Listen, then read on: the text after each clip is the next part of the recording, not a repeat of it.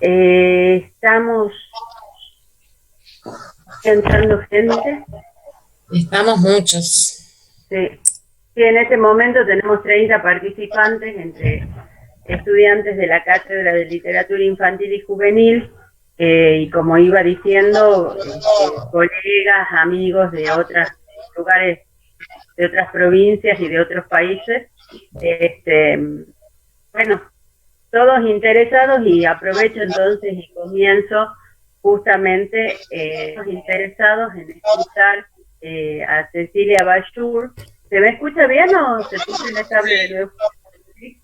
Bueno, Cecilia Bashur, que ya es muy conocida y que las presentaciones por ahí resultan inoficiosas, pero no está de más. Es, como decía yo, una maestra para muchos de nosotros. La hemos leído, la estudiamos, nos ha enseñado desde sus diferentes emplazamientos institucionales, mucho sobre literatura infantil y juvenil, y sigue siendo un referente en el campo. Entonces nos parecía valiosísimo que tuviera el tiempo y la generosidad de estar acá, y se la volvemos a agradecer infinitamente, para hablar de lo que sería uno de sus últimos temas de investigación, pero no el único, ¿no? Que es justamente la poesía, pero la poesía no pensada solamente desde como la tradición escolar o los estudios académicos la han privilegiado siempre desde ciertos estudios estilísticos y demás, sino pensada también desde la voz, el silencio, desde el cuerpo, desde todo lo que implica leer poesía nosotros como adultos, y leer poesía con niños y jóvenes también, ¿no? Pensar en la poesía, en la literatura infantil y juvenil. Nosotros en la cátedra habíamos mandado un primer apunte introductorio donde uno de los ejes con los que trabajamos es justamente pensar cómo la literatura, cómo la poesía dentro de la literatura infantil y juvenil en algún momento histórico ha estado eh, profundamente ligada a cierta finalidad didáctico-moralizante, ¿no? Si uno piensa en en estas 350 poesías para niños, ese libro clásico de Villiquen, teníamos ahí muchos atados a esa impronta, y otros, por supuesto, en otras líneas, ¿no? Más vinculadas, si se quiere, con los juegos del lenguaje y con la literariedad. La vuelta de tuerca que Cecilia le da al tema, a unos enfoques históricos del tema, tienen que ver justamente con pensar desde la actualidad cómo se pone en voz, ¿no? La poesía, y cómo decía ella hace un rato cuando pensábamos, nos conectábamos antes de esta reunión, también cómo podría uno pensar en leer poesía de alguna manera desde como una partitura, ¿no? En pensar la poesía también desde esa musicalidad que implica el silencio, de algún modo. Entonces, bueno, eso básicamente enmarcar el tema, agradecerles a todos la presencia. En términos organizativos, hemos pensado con Cecilia en un tiempo en el que todos tengamos los micrófonos cerrados, de manera que podamos escucharla, y ella después espera de nosotros, me parece, que intervengamos con algunas lecturas con nuestras preguntas, nuestros comentarios. De todas maneras, también está habilitado el chat, que a medida que la escuchan quieren ir haciendo preguntas o haciendo algunos comentarios, yo voy a ir también relevando el chat, de manera que tengamos varias vías de comunicación. Así que bueno, bienvenidos, bienvenidas, muchas gracias por estar acá, a todos, y gracias, Ceci, toda tuya, la pantalla y la voz. Bueno, gracias, querida Pato, y gracias a toda la cátedra por esta invitación que desde el comienzo, cuando la recibí, me dio mucha alegría, sobre todo por la posibilidad de compartir estas reflexiones y prácticas que vengo haciendo en los últimos tiempos, que como decía Pato recién, es quizás el último tema que se relaciona mucho con los anteriores, ¿no? Porque bueno, tiene que ver justamente con el silencio, la escucha, el decir, ¿no? Son todos temas que son confluyentes y que se van como enriqueciendo unos a otros, ¿no? Y particularmente Perdón, Ceci, sí. Disculpa, no sé si podés acercarte un poquito más al micrófono porque se te escucha medio lejos. Bueno, me voy a tratar de acercar un poco más. ¿Ahora me escuchan mejor? ¿Me escuchan mejor? Sí, ahí sí, perfecto. Bueno, entonces estoy más cerquita entonces ahora. Cualquier cosa me avisan, sí. Me estoy como ahora más casi susurrando. Bueno. No, lo que decía es que particularmente me conmueve poder hablar de cuestiones que tienen que ver con la sensorialidad, con la activación de todos los sentidos del cuerpo en un momento en que estas formas de la tecnología que nos permiten comunicarnos en esta situación excepcional nos muestra como seres bidimensionales, ¿no? Y sabemos que no lo somos, ¿no? Y queremos insistir justamente en que somos cuerpos sensibles, cuerpos que se comunican con otros, que somos parte de una sociedad y sobre todo una sociedad que está muy acostumbrada a estar cerca, a tocarnos, bueno, a buscar la proximidad, ¿no? Entonces, bueno, se plantea esta paradoja de estar hablando del cuerpo y de la voz, ¿no? Bueno, de todo lo que confluye ahí, la respiración, el ritmo de cada una, ¿no? Y por eso le propuse a Pato, cuando pensábamos un título para esta charla, un título sinestésico, ¿no? Donde se cruzan en principio dos sentidos, pero vamos a ver cómo están todos los sentidos puestos en juego, ¿no? Incluso hoy me perfumé para estar aquí, así que incluso porque decía, bueno, quizás no me van a oler, pero yo se los voy a decir y quizás ahí se empieza a activar el olfato también. El título que yo les propuse es La voz nos toca, ¿no? Saberes sensibles sobre la poesía y lo poético, ¿no? Esta idea de que la voz pueda activar también de alguna manera el tacto, ¿no? Tanto el tacto con respecto al poder sentir con las huellas de nuestra piel, ¿no? La posibilidad de lo que sucede en la voz proferida, ¿no? En la voz que se pronuncia, como también el tacto en la poesía que está escrita, ¿no? En las huellas de la tipografía y de los silencios en la página que es donde se inscribe lo poético, ¿no? Que leemos. Así que decidí empezar esta charla leyendo un poema que quería incluso invitarlos a ver qué pasa cuando nos sentimos la respiración, el latido de nuestro corazón, ¿no? La piel y su temperatura, ¿no?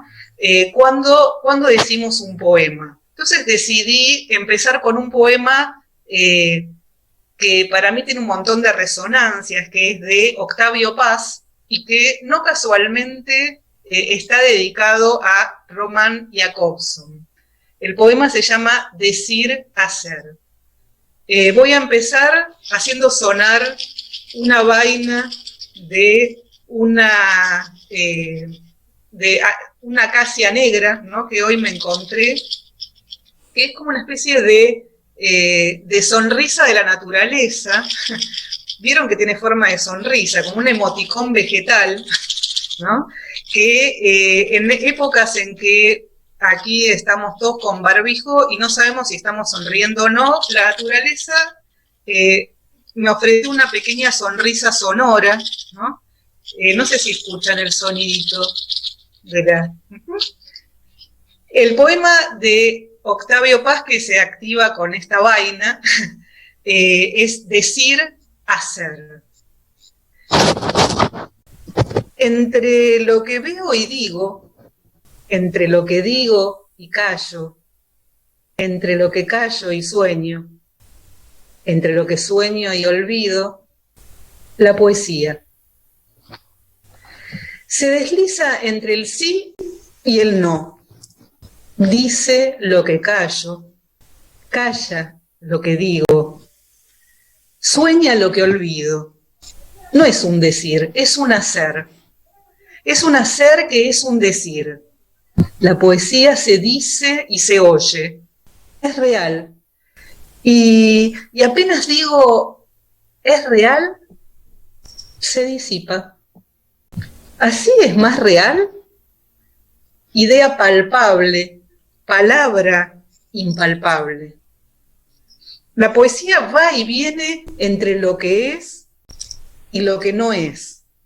Teje reflejos y los desteje. La poesía siembra ojos en las páginas, siembra palabras en los ojos. Los ojos hablan, las palabras miran, las miradas piensan. Oír los pensamientos, ver lo que decimos, tocar el cuerpo de la idea. Los ojos se cierran, las palabras se abren. Bueno, este es el poema con el que quería empezar esta conversación de hoy, un poema llamado Decir, hacer, decir, hacer, de Octavio Paz, que me parece que es un poema que incluso hasta nos podríamos detener y hacer toda una charla sobre todas las implicancias performáticas que implican, ¿no? La idea de la lectura física, el acto de decir un poema como una experiencia física que pone en contacto a quien dice, en este caso yo, y a ustedes que escuchan, y en ese acto estamos conjugando haceres, ¿no? Y además conjugando haceres, sentires y pensares, ¿no? Porque en este poema se habla mucho también de la construcción de la idea, ¿no? También el acto performático de decir, el acto efímero del decir, y que ese decir se escape en el mismo momento en que la palabra es pronunciada, ¿no? Sin embargo, queda resonando esos sonidos proferidos, y yo les cuento que empecé mi poema poniendo mis manos en el cuello, tratando de sentir cómo pasaba la respiración por mis cuerdas vocales, qué pasa con el latido del corazón que se siente también en el cuello, qué pasa, imaginar también el fluir de la sangre, o sea, todo el cuerpo concentrado en el momento de decir un poema a otras y otros. Entonces, bueno, me estoy deteniendo en cuestiones que tienen que ver con lo musical, ¿no? Hace un rato Pato hablaba de el silencio como constitutivo, como un elemento fundamental de lo poético, ¿no? Pero el sonido se relaciona, o sea, en la música, tanto como en la poesía, el silencio se relaciona con el sonido, ¿no? Son dialécticos, ¿no? Se necesitan mutuamente para existir, ¿no? Como música y como palabra sonante, la poesía entra y sale de nuestros cuerpos, o se queda a habitarlos, ¿no? Es una manera de cantar, ¿no? Diciendo que emparenta lo poético con lo musical, que son dos lenguajes fraternos. Son lenguajes fraternos que hacen que las palabras manifiesten su materialidad a través del sonido. Y a través justamente de la relación decisiva con el silencio. En ese decir y en ese hacer, que es un decir, como decía Octavio Paz, las palabras se vuelven cosas. Y por un rato, el rato del poema, es un rato efímero en general, porque en general hay algo que tiene que ver con la poesía, que es la tendencia a la condensación, ¿no? Digo tendencia porque no siempre los poemas son breves, hay poemas que son de largas tiradas de versos, ¿no? Pero la tendencia es justamente a la economía de recursos, a decir más con menos. Y en eso juega muchísimo el silencio, ¿no? En esa economía. Pero les decía entonces sobre la materialidad, que en el rato del poema, la noción de arbitrariedad, ¿no?, de las palabras con respecto a los sentidos, parece fumarse y lo sensorial se exalta, se reverbera, ¿no?, en esa ilusión matérica, como si pudiéramos tocar el poema, ¿no? Por eso esta idea del título de esta charla de la voz tocando, ¿no? Tocando el poema y también tocando a quienes escuchan el poema, ¿no? O a quienes lo leen. Entonces el sonido se vuelve como revelador de ese encantamiento, ¿no?, que se opera a través de la voz. Lo tonal y lo melódico, y van a ver que todo el tiempo voy a estar hablando de metáforas musicales, ¿no?, para poder hablar de la poesía, ¿no? Hace un rato Pato también hablaba de la partitura de un poema, ¿no?, que es algo que, bueno, no solamente usamos Pato y yo, ¿no?, refiriéndonos a la poesía, sino van a haber muchísimos teóricos que hablan de los procedimientos de la poesía y utilizan la metáfora de partitura como el guión musical como para poder interpretar un poema, ¿no? Por ejemplo, Terry Eagleton, ¿no?, en su libro Leer Poesía, ¿no?, utiliza muchísimo la metáfora de partitura, y una poeta a la que yo me voy a referir en un rato, que amo como poeta y además me interesa mucho su posición teórica porque ella fue una tallerista activa que reflexionó mucho sobre el hacer y el transmitir los modos de decir y hacer poesía, que es Denise Levertov, una poeta norteamericana, que recomiendo muchísimo su lectura. Ha sido publicada aquí en la Argentina no hace mucho porque no se conocía tanto su poesía. Hace poco también se publicó un libro de ella, que es que es de sus ensayos escogidos, que es con el título de Pausa Versal, ¿no?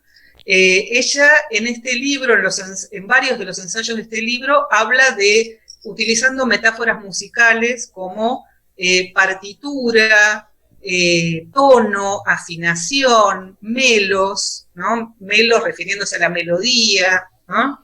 Este libro está publicado por Vaso Roto, que es una editorial española y también creo que tiene una sucursal en México. Bueno, y ella justamente apela a la metáfora de la partitura, ¿no? No sé si algunas o algunos de ustedes leen música. No es necesario saber música para poder saber el concepto de partitura, porque en general todos hemos visto cómo se organiza visualmente una partitura, donde hay una clave, ¿no?, una clave sonora, que puede ser una clave de sol o una clave de fa u otras claves, que habilitan una tonalidad, ¿no? Y además se conjuga el ritmo, ¿no?, con una melodía, ¿no? Eso también pasa cuando uno dice poesía, tanto poesía tradicional como la poesía no métrica, ¿no? La poesía que justamente Denise Levertov denomina poesía abierta o poesía exploratoria, ¿no? Ella prefiere no hablar de verso libre porque siente que el verso libre es como que es quizás un término un tanto caprichoso, ¿no? Entonces busca maneras de denominar, así como existen formas de denominación de la poesía tradicional muy precisas, hay un montón de años y de textos que se refieren a la poesía métrica y estrófica, ¿no? Con términos muy precisos. En el caso de la poesía de verso libre, no se trata justamente de una ausencia de reglas, sino que son otras las reglas, ¿no? Que tienen que ver justamente con la singularidad de cada poema, que no por ser singular tiene, según Denise Levertov, tendría que ser menos preciso, ¿no? Bueno, entonces lo que pasa aquí, les decía que apelamos al término de partitura, pero también podríamos apelar a otra metáfora, pero que sí, esta vez es de otro terreno, el terreno de lo gráfico, que es la metáfora de dibujar, ¿no? Cuando un poeta o una poeta escriben, dibujan sus versos en la página. El dibujar tiene que ver cómo se inscribe algo sumamente material, como la tipografía, en el espacio blanco de la página, ¿no? Y ahí se articulan dos dimensiones. La dimensión espacial, ¿no? La manera en que las palabras, esas hormigas negras, ¿no? Se plantan en la página en blanco, y cómo se relacionan ese negro con ese blanco, ¿no? Puede ser de otro color, por supuesto, ¿no? Pero utilizamos el negro porque es el predominante, ¿no? De hecho, existen poemas que, sobre todo en el caso de la publicación de literatura infantil, que juegan con tipografías de otros colores, ¿no? Me estoy recordando el caso de El mercado de las pulgas, ¿no? De Juan Lima, que utiliza en algunos momentos tipografía roja, ¿no? Y que no son cualquier momento, o sea que justamente el hecho de utilizar una tipografía de otro color colabora en la construcción de significados de ese momento del poema, ¿no? Bueno, les decía entonces que también utilizo esta metáfora del dibujar porque tiene que ver con la ubicación de las palabras y de los versos en el espacio, ¿no? Se trata de decisiones gráficas que están implícitas en el acto de hacer poesía. Son huellas materiales que leemos. Me parece súper interesante esto de poder conjugar sonido y espacio, ¿no? El espacio, las maneras particulares en que se dibuja el poema en el espacio, a la hora de leer provoca decisiones sonoras, ¿no? Y porque justamente los versos empiezan a activar la caja de resonancia del cuerpo, ¿no? Y acá me parece interesante pensar en dos dimensiones, en quién escribe y en quién lee después el poema escrito, ¿no? En el caso de quien escribe, y ahí hay un montón de tanto de entrevistas como de escritos de los propios poetas cuando tratan de traducir esa experiencia interior, ¿no? Que es una experiencia que en el caso de la poesía exploratoria, o sea, de la poesía abierta, la poesía no atada a lo tradicional, supone ser fiel, así dice Levertov, habla de una fidelidad a los sonidos y al modo de discurrir del pensamiento y el sentir en nuestras cabezas, ¿no? Que supone una construcción que no siempre es la construcción sintáctica, ¿no? Que es una construcción que apunta a un destino cerrado general, ¿no? Se va hacia el punto. En el pensar, si indagamos justamente en los modos en que nuestro pensar, sobre todo cuando pensamos poéticamente, lo que sucede es que aparecen unos silencios, ¿no? unas huellas que a veces son infinitesimales, que son las que finalmente se traducen a veces en el corte de un verso, ¿no? Un verso es así, gráficamente, es el renglón, ¿no? Cómo las palabras se ubican en un renglón, ¿no? ¿Cómo se termina ese renglón? En la poesía métrica es muy fácil, porque tiene que ver con la medida de las sílabas, ¿no? No es tan fácil, ¿no?, de pensar en el caso de la poesía exploratoria o abierta, ¿no? Porque uno ahí tiene que decir, bueno, ¿y dónde termino este verso? ¿Dónde me dice, ¿no? ¿Dónde me dice el sonido y el sentido que termina este verso, ¿no? Y ahí hay un montón de combinaciones posibles. Está la posibilidad justamente de no hacer un cierre en el sentido sintáctico, sino ir hacia el verso siguiente, ¿no? Y eso muchas veces tiene que ver con una de las figuras que vienen de antes, que se llama encabalgamiento, cuando el sentido no se concluye en el verso, sino salta al verso siguiente y genera una necesidad de unir y de no cortar, además no cortar por medio de la pausa el sentido de ese verso.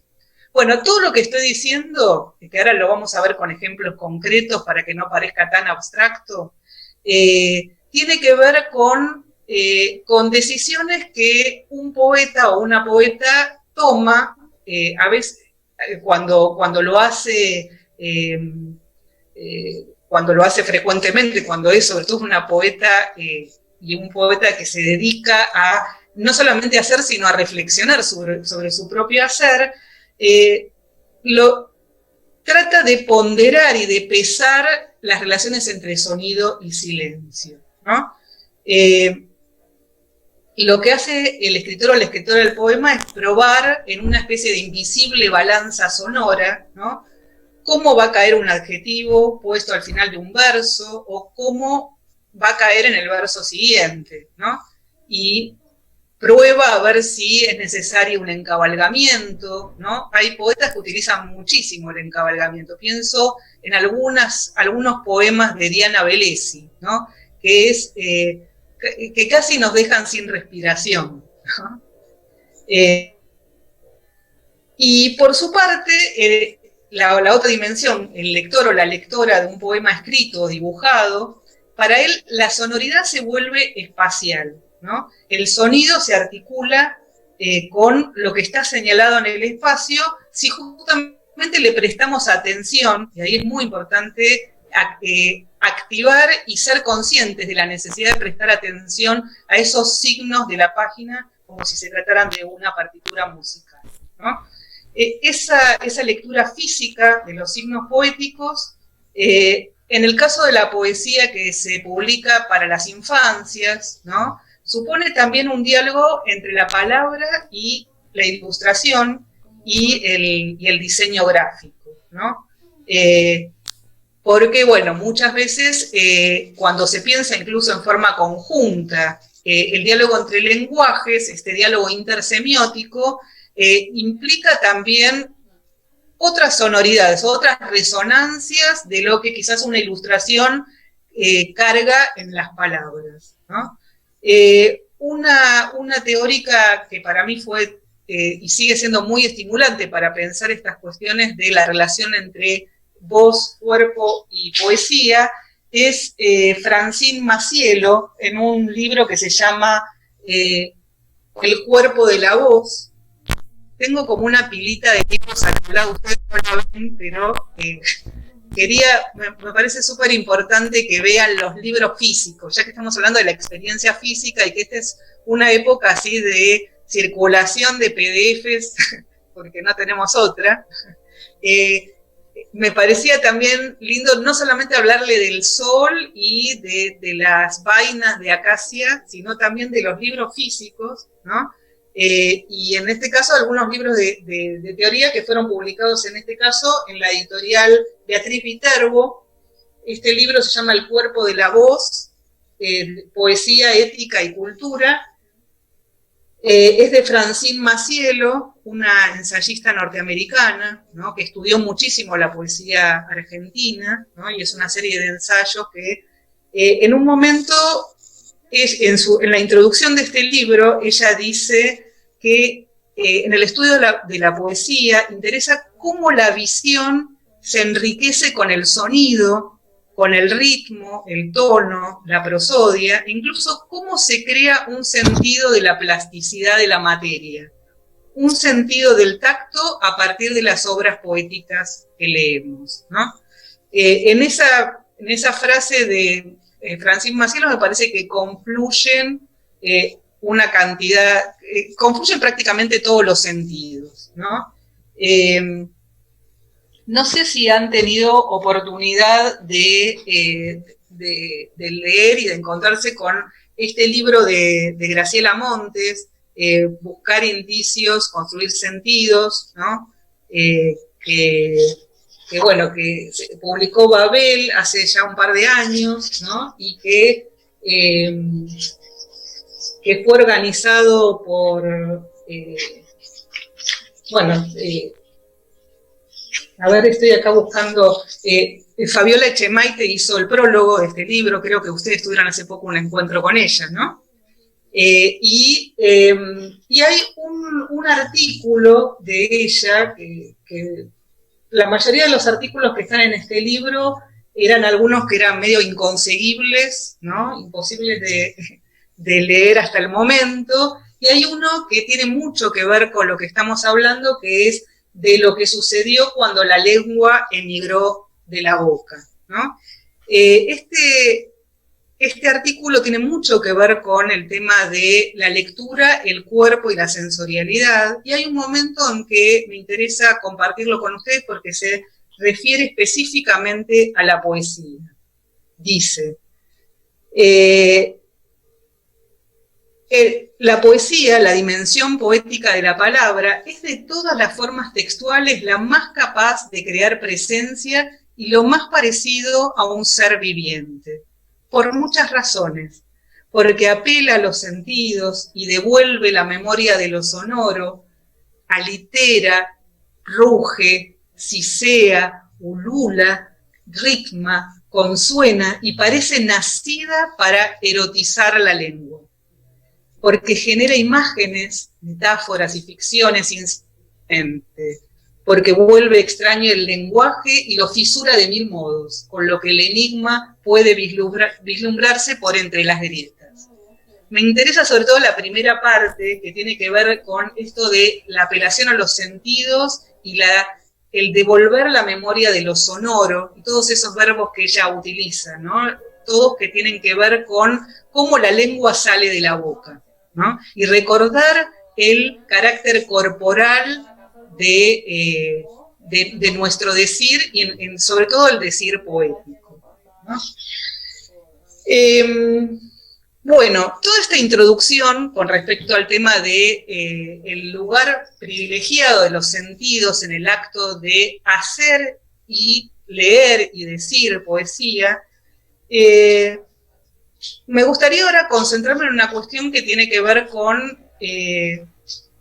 más estrictamente con lo musical, ¿no? Porque en el caso de la poesía que circula, sobre todo que circula escolarmente, hay como un privilegio de, no de la poesía esta exploratoria, abierta, de la que habla Levertov, sino de la poesía llamada tradicional, ¿no? ¿Y a qué nos referimos con la tradición en poesía? Sobre todo a la que tiene una construcción que obedece a patrones rítmicos y estróficos determinados, que tiene siglos, ¿no?, de existencia, y que se la asocia además con el comienzo, con el comienzo de la relación de las personas, en este caso las niñas y los niños, desde muy pequeños, con la materia poética, ¿no? Una materia poética que tiene que ver sobre todo con la repetición de sonidos y la repetición de esquemas, ¿no? la repetición es fundamental en la construcción de esa primera poesía con la que nos encontramos, ¿no? Y por eso no estamos hablando de enjuiciar esa tradición, sino tomarla en cuenta, pero para no quedarnos ahí, ¿no? Para no pensarla en términos de cristalización de una tradición, sino pensarla para desde allí o en relación con ella enriquecer nuestra experiencia sonora, ¿no? En términos de expansión, ¿no? Pensar que existe otro cantar, no existe un solo cantar, ¿no? Que se suele asociar con una de las formas de la poesía, que es la que está en la memoria sonora de muchos y muchas de los adultos y adultas que son mediadoras en la cuestión de transmitir poesía, ¿no?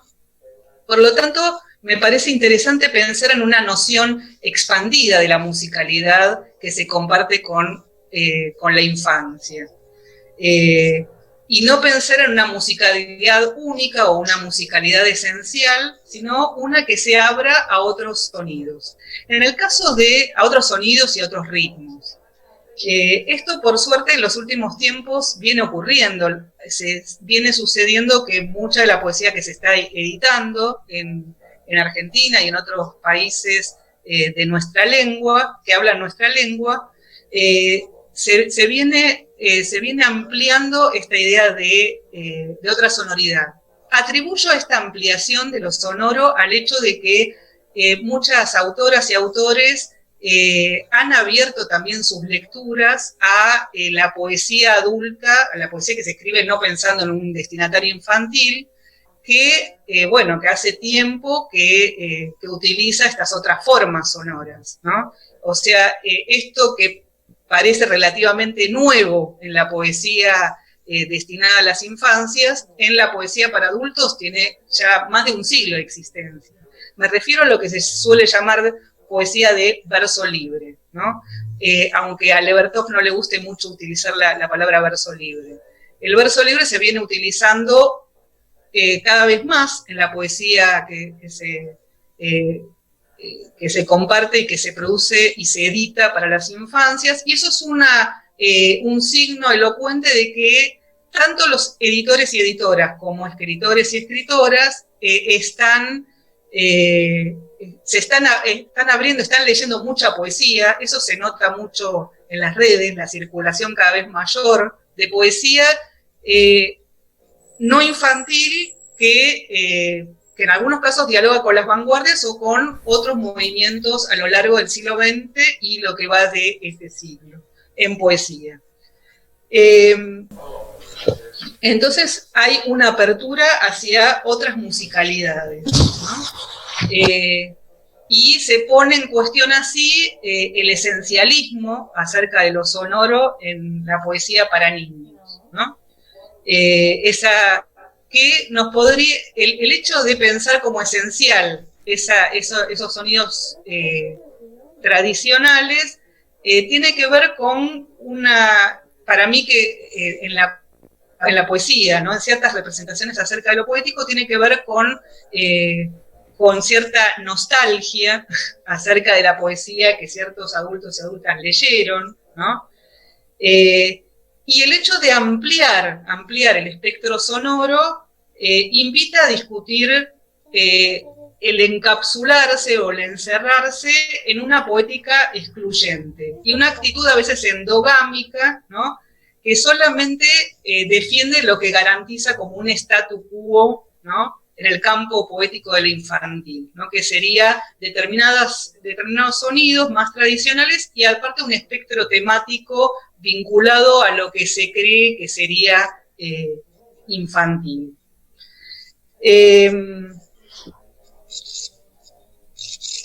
Les propongo, para ver algunos casos de cómo leer esta poesía que amplía lo sonoro, ver algunos casos de poesía que se viene escribiendo y publicando en los últimos años que intenta mostrar estas huellas de lo sonoro jugando en los espacios de la página en relación con el diseño y con la ilustración, de modos muy experimentales, podríamos decir, para la poesía infantil, ¿no? Un caso es este libro, no sé si lo conocen, que es de Fondo de Cultura Económica, se llama El vuelo de Lucy, es de un escritor mexicano llamado Gerardo Villanueva, y las ilustraciones son de Ixchel Estrada, también una ilustradora mexicana. Este libro fue ganador del Premio Hispanoamericano de Poesía para Niños del año 2012, ¿no? Tiene una paleta de colores que no es la más usual, y justamente es un tipo de colores que quizás no es la paleta más elegida para lo que dentro de las representaciones sobre la estética visual infantil suele ser preponderante. Bueno, quizás esa es una de las razones por las cuales me resulta muy atractivo también, ¿no? Porque expande también desde lo visual. Y es la historia de un cuaderno de tareas de una niña que intenta escribir poesía y que mientras lo hace se distrae con unas moscas que sobrevuelan por ahí, ¿no? Todo este libro es muy interesante en cuanto a las formas, ¿no? Incluso los géneros poéticos que inventa, ¿no? Porque utiliza, por ejemplo, algo próximo al caligrama para el primer poema, que es el que les voy a leer. No sé si lo alcanzan a ver. ¿Se ve bien? A ver, ¿ven un poquito? Muy poquito se ve, Ceci. Sí, se ve, bueno, sí, el problema que tiene también es que tiene una tipografía, como utiliza una tipografía similar a la de la máquina de escribir, es muy leve, ¿no? Es leve como el vuelo de una mosca. Así que lo que voy a hacer es leerlo, a ver, con esta experiencia física de lectura poética, que es ponerme el libro en el hombro, ponerme el libro al hombro, y tratar de leer esta cacería, ¿no?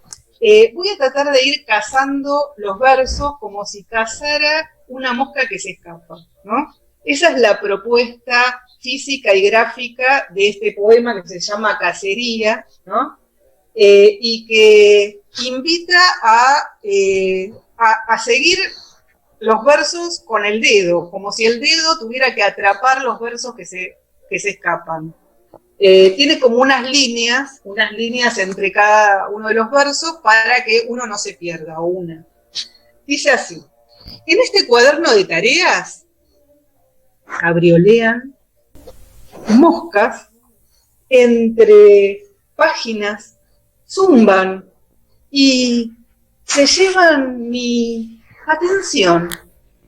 Para concentrarme en los versos, he decidido capturarlas con la red que tejen palabras y silencios. Escribo un poema. Bueno, para poder leer este poema que es el primer poema de esta niña en su cuaderno de tareas, tuve que hacerme como si mi dedo fuera una especie de papamosca, ¿no? Que va tratando de capturar los versos como se intenta capturar una mosca. Y les quería contar una experiencia. El año pasado yo vengo dando en seminario de grado, en el segundo cuatrimestre, en la carrera de letras, de profesorado en letras de UNSAM, que tiene que ver justamente con la experiencia performática de la lectura poética, ¿no? El último seminario se llamaba Sentir leyendo, tuvo que ver justamente con formas de lectura y de intervención con la lectura poética en el espacio público. Algunas de las alumnas que participaron del último seminario del año pasado tuvieron ganas de seguir probando. Con este grupo, un grupo de alumnas que estuvieron en ese seminario, decidimos juntarnos y armar un grupo de intervención poética, de puestas en voz, de poesía, y justamente fue con este poema que hicimos nuestras primeras intervenciones, ¿no? Este grupo que tiene como fin explorar formas de ponerle voz y cuerpo a determinados poemas, y sobre todo poemas que nos parezcan interesantes y que nos desafíen en cuanto a cómo decir con el cuerpo. Bueno, elegimos este poema y el grupo decidimos utilizar unos papamoscas en la forma de, ¿saben lo que son los papamoscas? ¿No? No sé si tiene, o atrapamoscas también, que son esos, bueno, en este caso el nuestro tenía forma de manito, de plástico, ¿no? Que sirve justamente para atrapar moscas, ¿no? No es algo muy vegano, ¿no? Por supuesto, algo nuestro, pero para el poema necesitábamos atrapar los versos con estos papamoscas, ¿no? Con este grupo seguimos explorando, ahora nos agarró la cuarentena y estamos medio complicados, pero seguimos buscando modos de decir, modos de, en forma grupal, de pensar puestas en voz de lo poético, y este primer poema fue como clave para nosotros para explorar qué pasa con poemas que nos desafían en cuanto a los modos de decir, ¿no?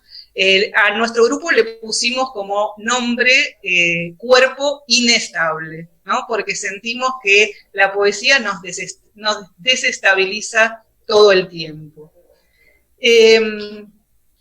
Con respecto al tema de, ¿vamos bien hasta ahora? ¿Me van siguiendo? Es difícil, como yo veo solamente 2 o 3 caras, veo la de Emilia y veo la de Pato, imagino que, bueno, que me están escuchando, ¿vamos bien? Una pequeña, ¿sí? Bueno, sí, perfecto. Bueno, bárbaro. Entonces sigo un poquito más con otros ejemplos.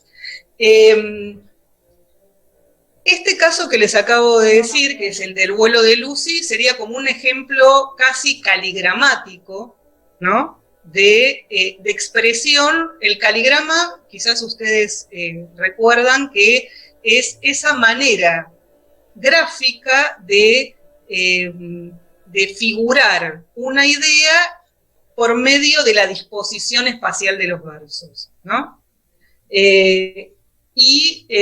Bueno, no siempre todos los caligramas tienen vuelo poético, porque no basta, ¿no? No basta con poner una idea con una forma gráfica similar a esa idea, ¿no? Que sería como una especie de equivalencia entre forma e idea, ¿no? Sino, ¿qué pasa cuando realmente hay un vuelo poético, una búsqueda de algo singular y diferente en ese modo de decir con las palabras, con esa forma?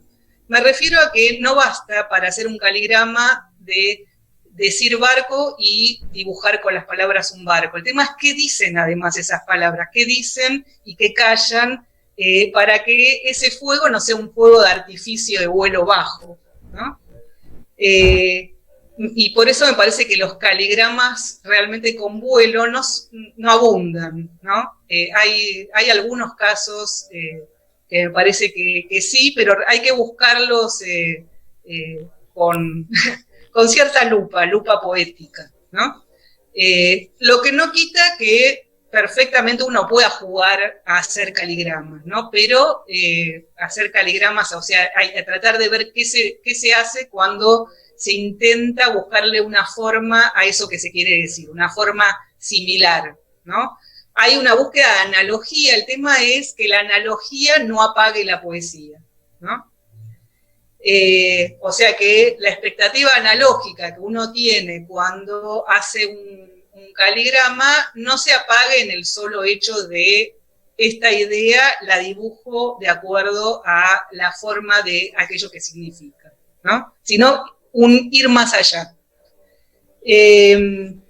Otra de las maneras de utilizar los espacios y los sonoros, esperen que estoy buscando dentro de mi mesa las poesías que utilicé, acá está.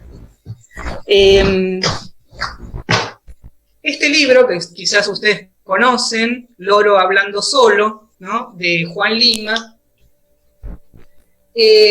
utiliza también otra de las cuestiones que tienen que ver con lo sonoro, que es quizás una característica, ya podríamos decir estilística, de este poeta y artista visual, que es el uso de otras tipografías, ¿no? O usos de, no solamente de tipografías, sino de variables de la tipografía para invitar, como si se tratara de una partitura, a distintas inflexiones sonoras, ¿no?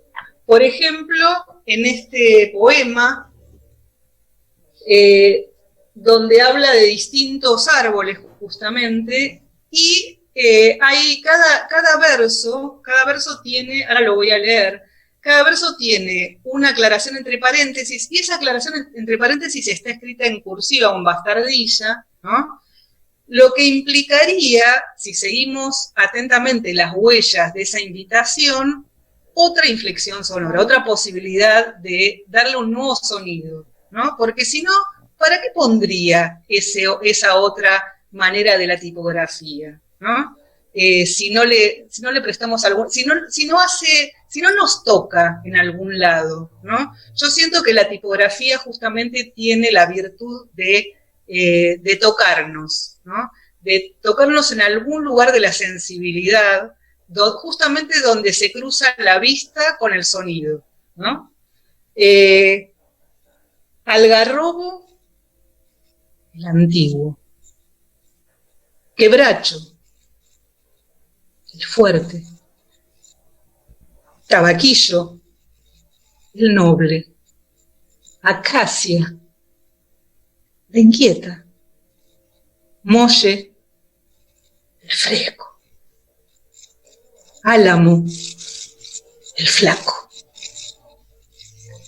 A cada árbol le crece un pájaro. Bueno, este es un pequeño poema, un poema muy condensado, pero que tiene justamente muchas posibilidades de pensarlo en términos de partitura, ¿no? En principio, hay una repetición, un esquema de paralelo entre los árboles y esos paréntesis que serían a modo de epíteto, ¿no? Donde aclara cómo es cada árbol. Después hay son dos estrofas que tienen la cantidad de versos es diversa, en un caso tiene 6 y en otro caso 3, y entre medio un silencio, ¿no? Yo ese silencio lo leí, pesó mucho ese silencio, ¿no? Porque después de saber cómo eran los árboles empieza a sonar un pájaro, ¿no? A cada árbol le crece un pájaro, ¿no? Y a cada árbol le crece un pájaro está dicho en 3 versos. ¿Qué hubiera pasado si lo hubiera escrito en un solo verso? A cada árbol le crece un pájaro, ¿no? No es lo mismo, no respiramos de la misma manera, no crece el pájaro de la misma manera si crece en 3 versos, ¿no? Si es a cada árbol le crece un pájaro, ¿no? Esa variación infinitesimal, esa pausa versal de la que habla Denis Levertov, hace que la palabra pájaro, que es la del remate del poema, tenga otra entidad, ¿no? Justamente no se trata solamente de escribir versos cortos, ¿no? Como dice ahora la voz poética de este libro al que me voy a referir ahora, ¿no? El de Quiere a ese perro, ¿no? Un niño llamado Jack, al que me voy a referir ahora, sino que lo que sucede es cómo suena, ¿no? En el oído, en la experiencia interna de quien escribe poesía y quien decide ponerla en el espacio de la página, ¿cómo hace para transmitir ese valor, ese peso? Es un peso tanto sonoro como simbólico, como semántico más que simbólico, para que llegue con ese peso a quien lee, ¿no? En este libro tenemos un caso de un caligrama, justamente. Podríamos decir, este es un caligrama de árbol, tiene forma de árbol. Así. Voy a tratar de leer la partitura de este poema. Ustedes pueden seguir, si lo han encontrado, si lo ven por ahí, pueden seguir esa partitura. Y esto que voy a hacer es mi versión, ¿no? Que no significa que sea la versión.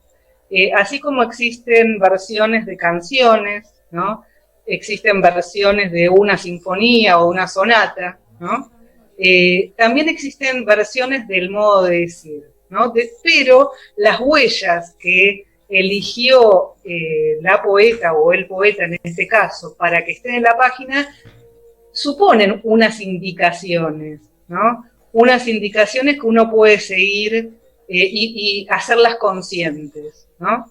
En la medida en que justamente sepamos un poco más acerca de el peso específico de las palabras y de los silencios y la relación entre sonido y espacio, tendremos más posibilidades de pensar la lectura poética como la lectura de una partitura musical, ¿no?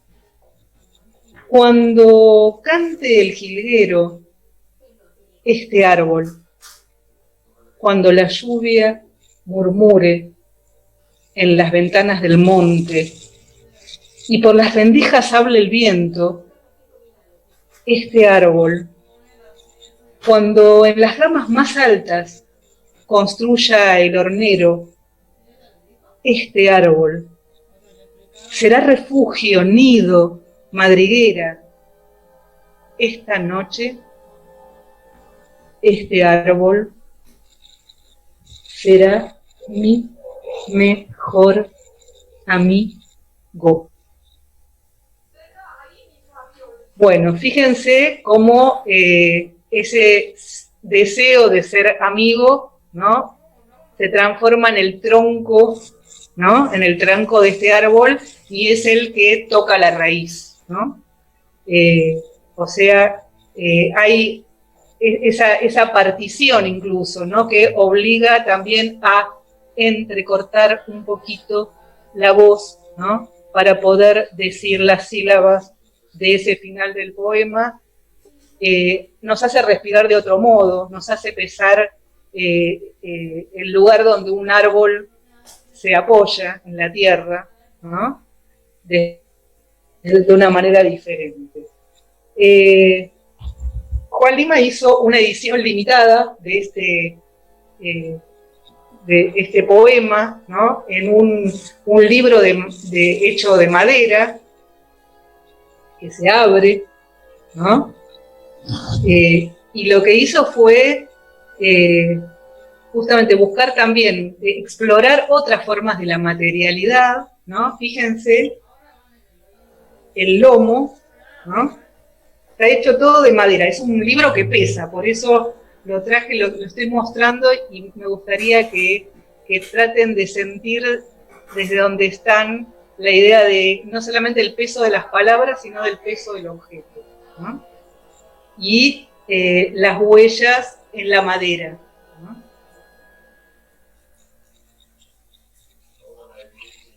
Bueno, a ver, les quería mostrar también otra de las maneras de pensar la cuestión sonora, ¿no?, que tiene que ver con una de las formas de edición más frecuentes en la poesía infantil, que es la de la conversión de un poema único, un poema que uno lo lee por lo general en forma vertical, ¿no?, en el espacio y el tiempo de un libro, ¿no? O sea, hay varios casos de poemas únicos pensados, porque las formas de edición de la poesía son, a grosso modo, dos, digamos. Una que es una colección de poemas, ¿no? Un grupo de poemas que pueden estar unidos por una idea, es lo que se suele llamar poemario, ¿no? Por otro lado está la edición de un poema único, ¿no? En forma ilustrada, entonces estaríamos ante la edición de poema ilustrado, que eso es algo que, si bien no es propio solamente de la poesía infantil, es muy frecuente en la poesía infantil, y en los últimos años se viene desarrollando fuertemente, no solamente de poesía pensada, destinada conscientemente hacia el público infantil, sino de poesía que no fue escrita para el público infantil y que se la piensa para ese público, ¿no? Hay un montón de ejemplos de editoriales que vienen explorando esa zona, justamente también por el auge de la ilustración en el caso de los libros álbum. No se trata de libros álbum, sino sería otra categoría, ¿no? Otra categoría que tiene que ver con la de el diálogo entre ilustración, diseño gráfico y poesía, con un poema que precede, en muchos casos, al acto de ser editado, ¿no? Como sería el caso de estos dos libros de Roberta Iannamico, ¿no? Una poeta de Villa Ventana, una poeta que escribe muchísimo para público adulto, pero que también su poética tiene una gran proximidad con la sensibilidad de las infancias, ¿no? Este libro, que ya tiene varios años, ¿no? Nariz de Higo, está publicado por Pequeño Editor, ¿no? Ilustrado por Bianchi, de Roberta Iannamico, es un ejemplo de un poema que ha sido llevado del poema único, un poema que he leído en una sola página, ¿no? A el poema ilustrado y llevado también a una dinámica narrativa, porque el hecho de convertir un poema en un libro donde se van pasando las páginas, ya sea las simples como las dobles páginas, convierte ese poema se le agregan una serie de esperas y una serie de movimientos físicos, como es el acto de dar vuelta a la página, le imprime una narratividad que quizás en algunos casos no estaba en el origen, ¿no? Y supone además la coreografía de la mirada que baila entre la palabra escrita y la ilustración, ¿no? Se le añade justamente un modo de leer, ¿no? Que no estaba en el origen. En este caso, en esta edición de Pequeño Editor, de la colección Incluso los Grandes, se puede ver ambas posibilidades de lectura. La de el poema tal como estaba escrito en su origen, que está al final del libro, y la del poema dialogando con la ilustración, ¿no? El diálogo con la ilustración y la edición en forma de libro hace que el poema tenga que ser fragmentado en distintos momentos, ¿no? Como una especie de escansión, ¿no? De escandir un poema de otro modo, que tiene que ver justamente con las necesidades gráficas, ¿no?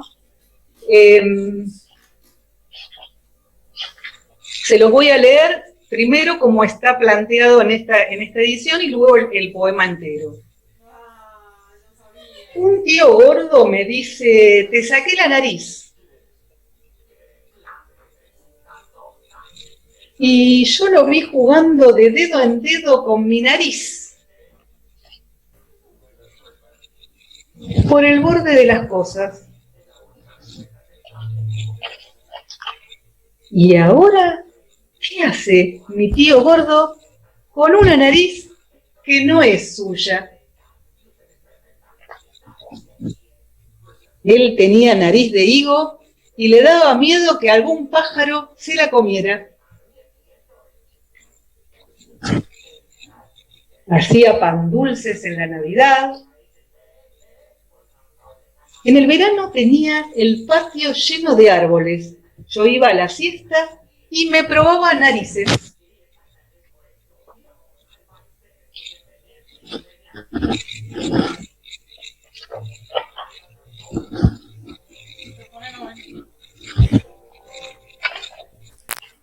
Una semilla de jacarandá, un limoncito, una ciruela, una aceituna.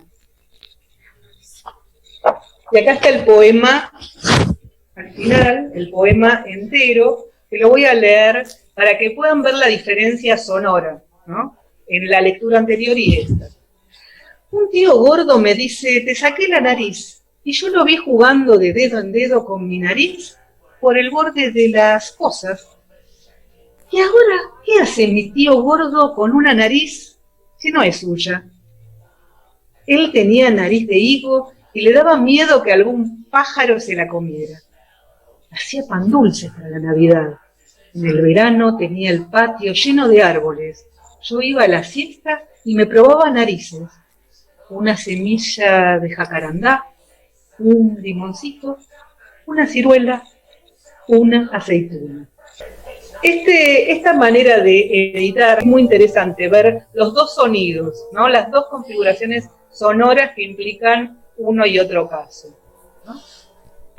Bueno, este otro libro de Yanamico también juega con lo mismo, ¿no? Que es La camisa fantasma, ilustrado por Max Cachimba.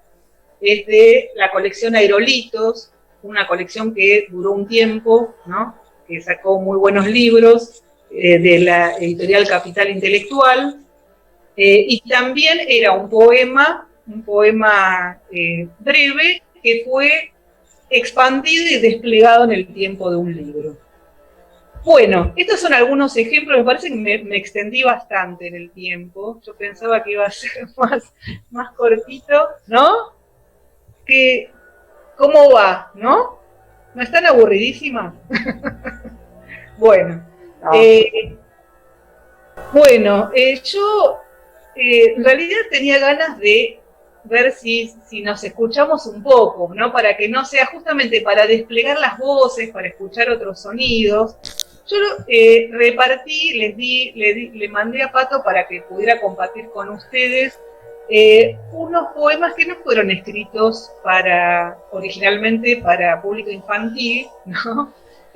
Sino poemas, ¿no? Que fueron escritos para un público en general. En todo caso, ustedes podrán ver hasta qué punto ciertos poemas sí serían o no compatibles con niñas y niños. Eso es algo muy flexible, es algo sobre lo que no se pueden dictaminar reglas absolutas, ¿no? Que tiene que ver con la destinación, justamente. Pero me parecían interesantes porque juegan de manera muy audaz, ¿no? Con la relación entre palabra, espacio, diseño, sonido, ¿no? Varios de esos poemas no casualmente son de un músico experimental y poeta que le encantó jugar con el tema del silencio, que es John Cage, ¿no? Habrán visto que compartí varios poemas que son de este libro, un libro que se llama Indeterminación, de John Cage, y está publicado por la editorial Sindo y Gafuri. En la introducción cuenta que se trata justamente de pequeñas anécdotas que John Cage intervino con silencios gráficos, ¿no? Entonces una pequeña anécdota, cuando es intervenida con silencios, se puede convertir prácticamente en un poema, ¿no? En la introducción que hace Patricio Grinberg, que además es el editor de esta editorial, Sindo y Gafuri, dice algo de cómo entiende la poesía John Cage. Dice, así como entiendo, la poesía no es prosa, dice John Cage, ¿no? simplemente porque la poesía está de una u otra manera siempre formalizada. O sea que hay una serie de procedimientos formales que intervienen en la poesía que hace que suene de otra manera. Y uno de los procedimientos fundamentales dice: para Cage la poesía es solo poesía en la medida que permite que ciertos elementos musicales, tiempo, silencio y sonido, puedan introducirse en el territorio de las palabras y de alguna forma interferir, completar, reformular el sentido que las palabras componen. ¿Mm? Me parece interesante retomar estas variables, ¿no? Tiempo, silencio y sonido, ¿no? Para pensar modos posibles de decir, modos de dar entidad sonora y corporal a las palabras puestas de esa manera tan particular en la hoja de un libro de poesía, ¿no? ¿Tendrán por ahí alguno de esos poemas que yo repartí de John Cage? Ese, menos es más. Ese es buenísimo. Sí, ese, aparte porque tiene mucho que ver con lo que estamos diciendo, ¿no? A ver si lo quieren compartir y a ver si alguien se anima a leer la partitura de ese poema, a decirlo. Estaría lindo decir distintas versiones, ¿no? Por 2 o 3 versiones. Georgina, dale, Georgina. Ahí también. ¿El 104 es verdad? Sí. Bien. Mies van der Rohe dijo: menos es más. Estoy completamente de acuerdo con él. Al mismo tiempo, lo que ahora me preocupa es la cantidad. Bien. ¿Alguna otra versión del mismo poema? Bueno, yo, no sé. Dale, Sonia. Hola. ¿Cómo te va? ¿Cómo andás? A ver. ¿Cómo andás? Bueno, a ver. Entonces yo, a ver. Mies van der Rohe dijo: menos es más. Estoy completamente de acuerdo con él. Al mismo tiempo, lo que ahora me preocupa es la cantidad. Si no, bueno, alguna otra que quiera decirlo y hacemos una tercera versión y después charlamos. Dale, Anaí. Lo leo desde el celular. Dale. Mies van der Rohe dijo: menos es más. Estoy completamente de acuerdo con él. Al mismo tiempo, lo que ahora es la cantidad. Buenísimo, gracias. Bueno, escuchamos 3 versiones, ¿no? Diferentes, ¿no? Quizás, además de que lo que es diferente son las huellas de la voz, esa huella dactilar única, de que hace cada voz única, ¿no? Cada voz es diferente. Está el tema de cómo decidieron leer esos silencios, esas pausas que hay entre palabras y también entre los versos, la manera en que están distribuidos como si fueran hormigas, ¿no? O insectos en el blanco de la página, ¿no? ¿Qué les sucedió a quienes leyeron con esas decisiones que les parece que habrá intentado poner John Cage al distribuir así, ¿no? ¿Qué señales les dio a su cuerpo y a su modo de decir? Anaí, vos que lo leíste, que estás ahí. A ver, dale. Bueno, en realidad no me pasó en la lectura de tratar de hacer pausas y esos silencios. Es interesante de que cuando me voy escuchando la lectura, es como si fuera una pausa, un freno, ¿no? Como un stop. Y a la vez como ir bajando el ritmo en el sentido de que cómo está configurado, como, no sé, yo le diría escalones, soy... Está bien, bueno, tenemos que usar metáforas. Sí, para explicarlo. Sí. Y cómo se va marcando en estos espacios más amplios el tema del tiempo, ¿no?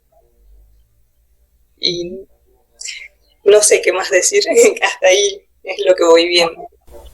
También pueden intervenir no solamente las que leyeron, sino quienes escucharon y pudieron ir siguiendo el poema y también ver qué les produjo estas puestas en voz, ¿no? Y qué relación también hay con los ritmos esperados, con las expectativas que tienen que ver también con nuestra experiencia rítmica, ¿no? Y también con la construcción sintáctica, ¿no? De lo que se dice. ¿Alguna opinión? ¿Me escuchan? ¡Uy, Flavia! ¿Cómo te va? ¿Qué decís? Estoy con el celular, estoy medio impresionada, pero estuve. Se escucha un poquito entrecortado, pero se escucha. Sí. Porque estoy con el celular. Ahora se escucha mejor. Sí. Lo que yo quería comentar es que, de acuerdo a la expectativa, me parece que la expectativa se va rompiendo, porque dice un señor con tanto apellido, ¿no? Y tanto nombre, parece que va a decir algo súper importante, muy largo, y se van cayendo las palabras. Entonces termina siendo de el menos es más, está como condensado. No sé si me explico.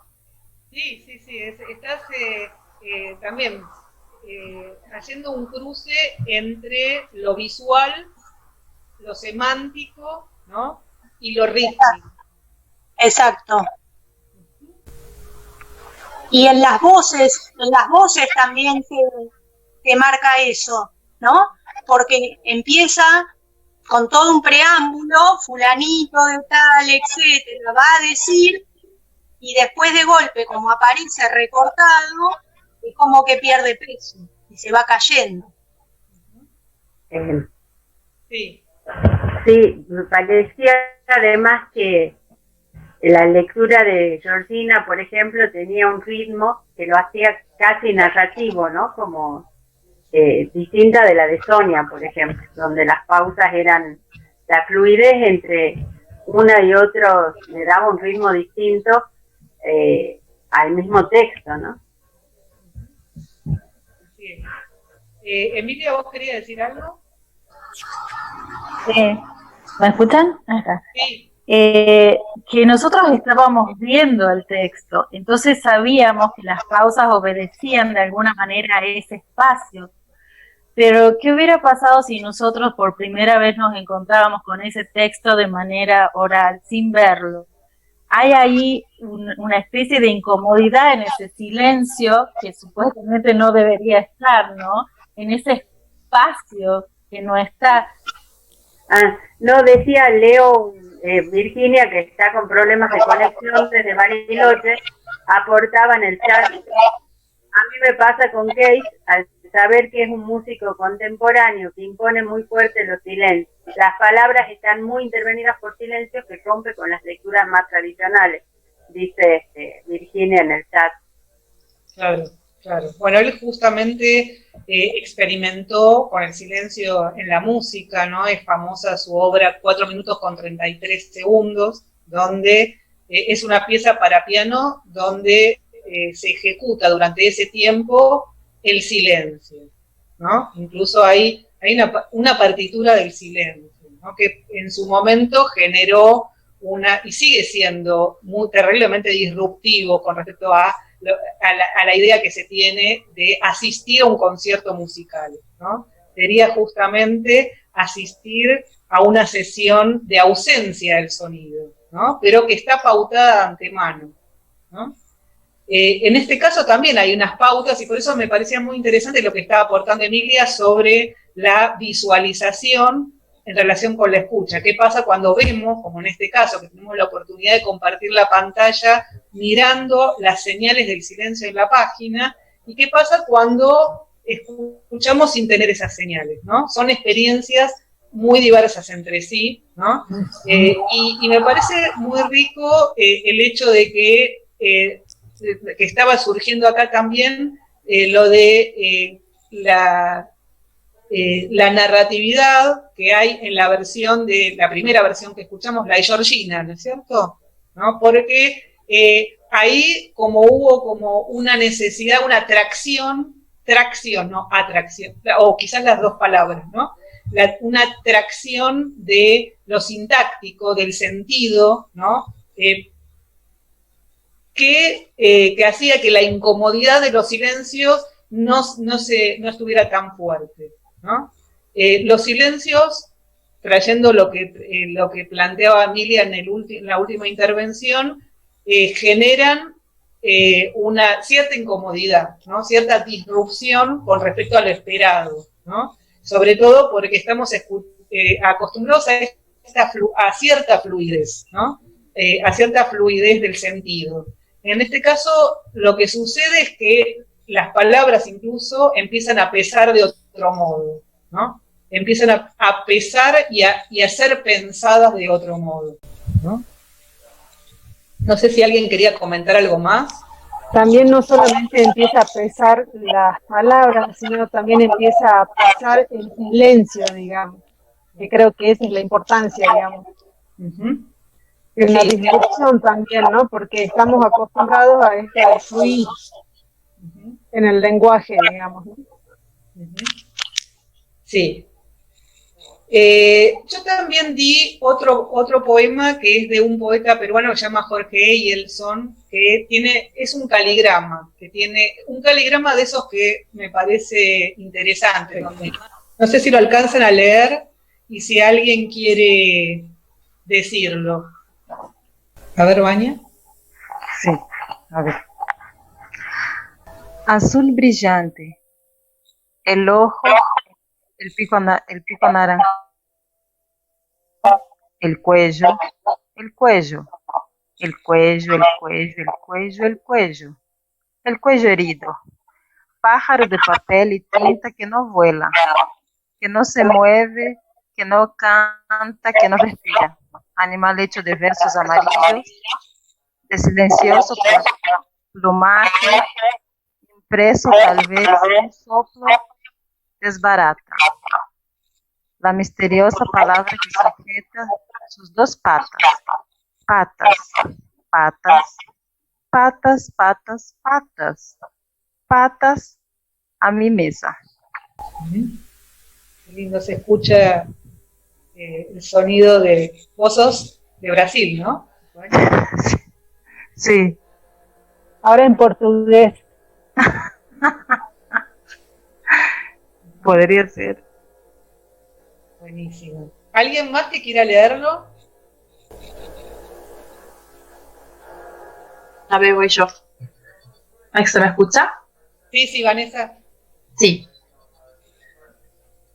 Azul, brillante, el ojo, el pico anaranjado, el cuello, el cuello, el cuello, el cuello, el cuello, el cuello, el cuello herido, pájaro de papel y tinta que no vuela, que no se mueve, que no canta, que no respira, animal hecho de versos amarillos, de silencioso plumaje impreso, tal vez un soplo desbarata, la misteriosa palabra que sujeta sus dos patas, patas, patas, patas, patas, patas, patas, patas a mi mesa. Gracias, Vanessa. Y una última versión. A ver, intento. ¿Se escucha? A ver, dale, Virginia. Sí, se escucha. Bueno, a ver, intentemos. Dale, a ver, Virginia. Azul. Ahí. Azul. Brillante. El ojo. el pico anaranjado, el cuello, el cuello, el cuello, el cuello, el cuello, el cuello, el cuello herido, pájaro de papel y tinta que no vuela, que no se mueve, que no canta, que no respira, animal hecho de versos amarillos, de silencioso plumaje impreso, tal vez un soplo de paraca, la misteriosa palabra que sujeta sus dos patas, patas, patas, patas, patas, patas, patas, patas, patas a mi mesa. Gracias. Gracias. Ahí Martina también te ofrece a leer, que está con el nombre de Laia. A ver, Martina.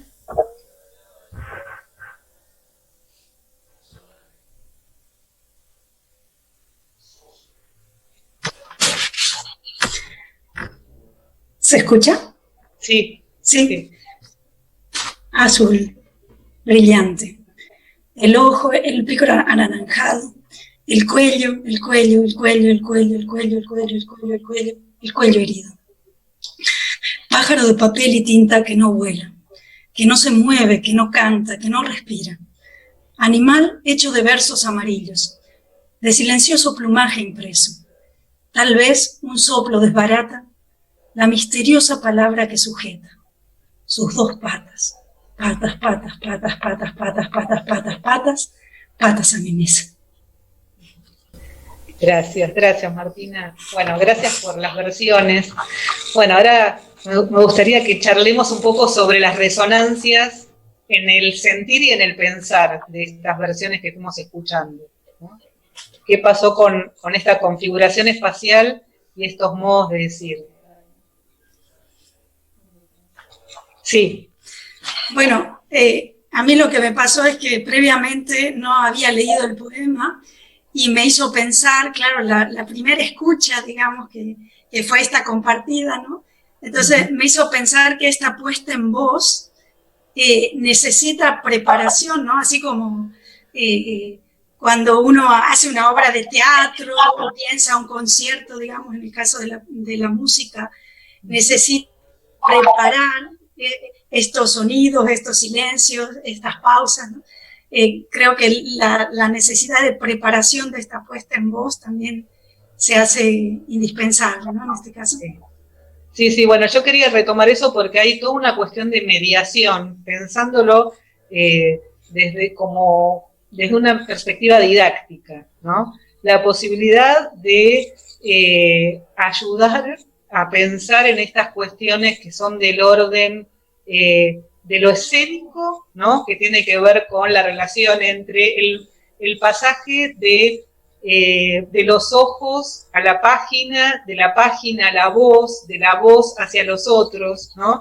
Es toda una serie de movimientos que implican decisiones, y por lo tanto la preparación es algo que se puede enseñar, ¿no? Prestar atención a estas dimensiones del decir poético es algo que no tiene que ver solamente con lo teatral, sino que tiene que ver con poder ver desde una perspectiva más del orden de lo sensorial cuestiones constructivas de la arquitectura del poema, ¿no?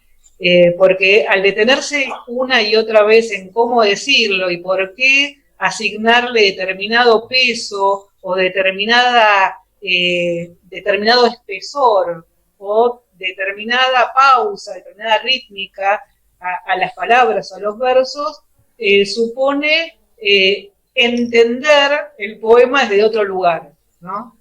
Que me parece que tiene una riqueza, ¿no? Que no se restringe a lo visual, sino que justamente lo que permite es expandir todos los sentidos, ¿no? Por eso esto de la preparación me viene perfecto para poder pensar también esa otra dimensión, que no fue la charlada en este compartir de hoy, aunque sí en el texto que compartí con ustedes, ¿no? Que le di a Pato para que compartiera antes de hoy, ¿no? Que tiene que ver con esto de pensar una pedagogía de la voz, ¿no? Virginia, ¿querías decir algo? Quería decir algo en relación a lo que, bueno, traía vos y traía Laia. Justamente estaba pensando en ese sentido, de traer la metáfora también del ensayo, ¿no? Que viene de las artes escénicas, tanto de la danza como del teatro, como de la música, cuando uno piensa la puesta en voz en los poemas, ¿no? Y la puesta en cuerpo. Me parece que esto del ensayo viene bien a la hora de pensarlo, que quizás desde el campo de las letras no lo tenemos tan incorporado, ¿no? Y desde las artes escénicas esto creo que se puede tomar prestado y bueno, y reconfigurarlo desde nuestro campo. Sí, lo performático, ¿no? El acto de decir un poema implica, si bien en el momento es efímero, así como decía el poema con el que comencé la charla de hoy, de Octavio Paz, decir, hacer, se disipa en el momento que se dice. Lo cierto es que para llegar a ese decir es deseable, me parece, ¿no? En el caso de nosotras y nosotros que somos mediadores, ¿no? Pensar eso, ensayar, como dice Virginia, ¿no? El ensayo que implica estar cerca de las decisiones, de las supuestas decisiones, porque nunca sabremos exactamente, ¿no? De las supuestas decisiones que parecen estar inscritas o implícitas en ese poema que vemos, ¿no? Y que escuchamos. Por eso, bueno, estos préstamos de las artes escénicas, ¿no? Me parece de una gran riqueza, ¿no? A la que se le agrega, porque lo que estamos haciendo no es teatro, es otra cosa, ¿no? Es una manera de leer y comprender que puede tomar elementos de lo teatral, de las danzas, de la narración oral, ¿no? Y de otras disciplinas artísticas, ¿no? También del kamishibai, ¿no? Bueno, tantas. Pero en este caso me parece que en el caso que nos interesa a las que estamos aquí, tiene el plus de acercarse a cuestiones que tienen que ver con la construcción significativa de la poesía desde lugares poco acostumbrados, ¿no? Y que tienen para mí una riqueza, que es la riqueza de la multisensorialidad, ¿no? Que va más allá de la perspectiva visocéntrica, ¿no? O sea, la perspectiva centrada en lo visual, ¿no? En detrimento de las otras sensaciones, ¿no? ¿Algún otro comentario con respecto a los decires, a las puestas en voz de este poema con forma de pájaro? Yo estaba pensando en esta lectura en voz alta de los diferentes poemas, de los poemas que leímos, en esta metáfora musical, que son como diferentes interpretaciones de una misma canción, ¿no? Cuando escuchamos lo que cada letra, sus sentidos, fueron significando diferentes cosas para cada uno de los intérpretes que la cantó. Sí. Por eso está la cuestión esta también de la impronta personal, ¿no? Que siempre está, ¿no? En toda lectura es una versión, ¿no? Exactamente. Y en este caso se vislumbra más porque se hace visible esa impronta personal hacia otros. Y esa impronta personal es algo que también se trabaja, ¿no? Se trabaja también en el hecho de no quedarse prendados de la mirada sobre el libro o sobre el texto poético, sino cómo se viaja desde el libro hacia los ojos, la escucha y los cuerpos de quienes participan, como en este caso, ¿no? Que es una situación muy particular, como es la del Zoom, ¿no? Que tendríamos que estudiar qué pasa con... me parece que esta cuarentena está invitando a muchos, he leído varios escritos acerca de la paradoja, los límites y las posibilidades de esto, ¿no? De la bidimensionalidad, pero que implica una tridimensionalidad, ¿no? Así que bueno, y en este caso, ¿qué nos pasa con, por ejemplo, yo ahora te estoy viendo a vos, Andrea, y veo a Pato y a Martina, ¿no? Y trato de imaginarme qué pasará con las escuchas y las gestualidades de quienes están presentes, ¿no? Y queda en mi imaginario. Claro, estaba pensando en cómo leemos los poemas desde casa, desde la compu, desde la pantalla de nuestra casa, que no implica estar en una sala, en un aula, ¿no? Los leemos como de una manera que estamos como interpretando ya, digamos, un cruce con el sentido también semántico y no tenemos la presencia del otro ahí que genera ese, así directamente, digamos, ese feedback directo. Claro, es una manera otra, ¿no? De una manera mediatizada por la tecnología, ¿no? En este caso, pero que también implica la sincronicidad, ¿no? Porque estamos escuchándonos en el mismo momento que pronunciamos el poema, ¿no? Tienes esa posibilidad. En el caso de las aulas, me parece algo muy interesante porque implica también pensar de otro modo qué pasa con las voces y los cuerpos en los espacios acostumbrados del aula, ¿no? Y eso, bueno, mi experiencia genera una serie de, realmente un acontecimiento, ¿no? Un acontecimiento que desestructura las maneras de pensar la poesía, sobre todo la desolemniza, ¿no? Le quita el aura de lejanía que muchas veces se le atribuye, ¿no? Y la acerca de un lugar sensible y democratizante, ¿no? Y posible para todas y todos y todes, ¿no? Así que bueno, con este vuelo de pájaro encarnado en las voces de varias y en las escuchas de muchas, ¿no? Si les parece, nos vamos volando. Así que bueno, yo creo que sí. Quería compartir por ahí esto que me llevó a la reflexión un poco con leyendo los textos y demás. Sí. Cómo de repente está esto de quién escribe, quién lee y quién escucha, ¿no? Como diferentes formas de performance, ¿no? Porque quien escribe lo hace desde el lugar, bueno, yo quiero mostrar, comunicar esto. Quien lee también recepciona y también quiere comunicar otra cosa, y que puede ser lo mismo o no. Y quien recepciona al último, que quizás es el que escucha, ¿no? Es el que por ahí va a ser una especie de circuito, ¿no? Hablando del circuito de la comunicación, pero que va a ser diferente, en el sentido de que todos somos diferentes, como la huella digital de la voz, ¿no? Entonces los sentidos también van a ser diferentes, aun cuando sea un mismo poema. Ajá. Sí, yo pienso que en el acto performático de decir se conjugan todos esos momentos que vos describiste, ¿no? Como separados, ¿no? Justamente lo que sucede es que quien dice vuelve a escribir de algún modo ese poema. Claro.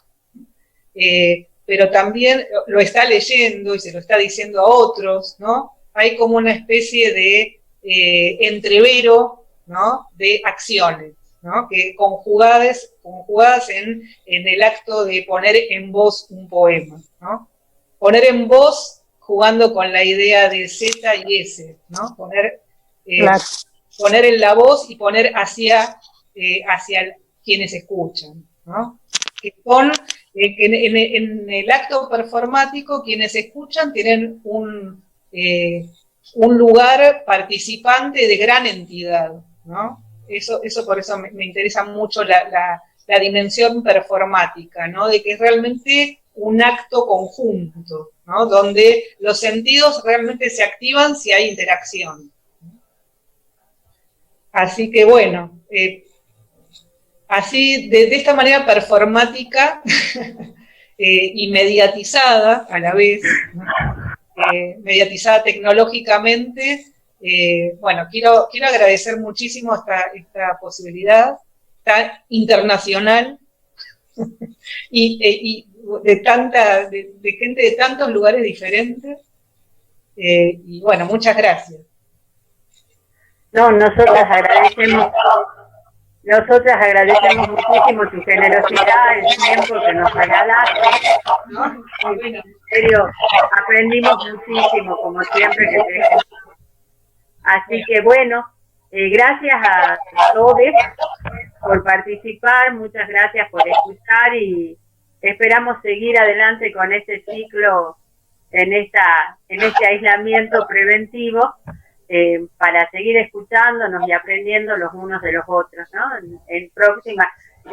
Próximamente Martina anunciará su fecha y bueno, seguiremos pensando juntos esto que nos apasiona, que es la literatura y además la literatura, infancias, juventudes, ¿no? Hay todo un discurso y un entramado, yo creo que potente, muy potente y además un espacio que me parece que puede ser emancipador en muchos sentidos, ¿no? Así que bueno, muchas gracias por estar, gente, y nos veremos pronto, nos seguimos comunicando. Nos seguimos